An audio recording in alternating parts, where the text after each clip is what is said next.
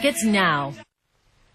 China and the Association of Southeast Asian Nations, or ASEAN, have agreed to form the ASEAN Free Trade Area to boost trade and development. But even as free trade zones sprout up across the globe, some businesses complain that trade procedures remain complicated and burdensome, and this adds to their costs. In this week's Sector Spotlight, let's find out what's being done to improve the global trading environment. Our guest tonight is David Siah, Business Development Director for Strategic Account Management at the IT service provider Crimson Logic. Now, David, how can technology help simplify these complicated trade processes?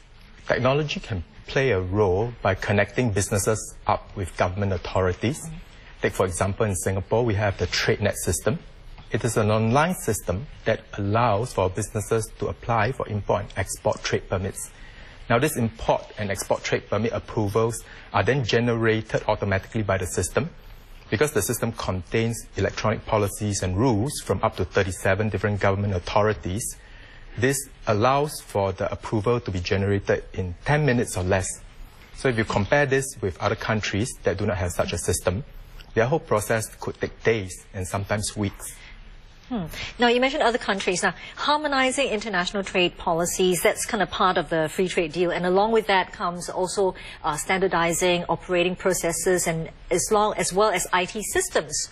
And different ports use different ones. So what are the challenges to that? Well, the process differences across different countries is something that is widely accepted across the trading community.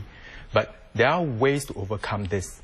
Take, for example, the Pan-Asian Electronic Commerce Alliance. It is a grouping of companies across different countries. They get together and they meet on a regular basis to find ways and means of overcoming these differences in systems across different countries. They have done a lot of work and they have harmonized the way data is being transmitted from one country to another country.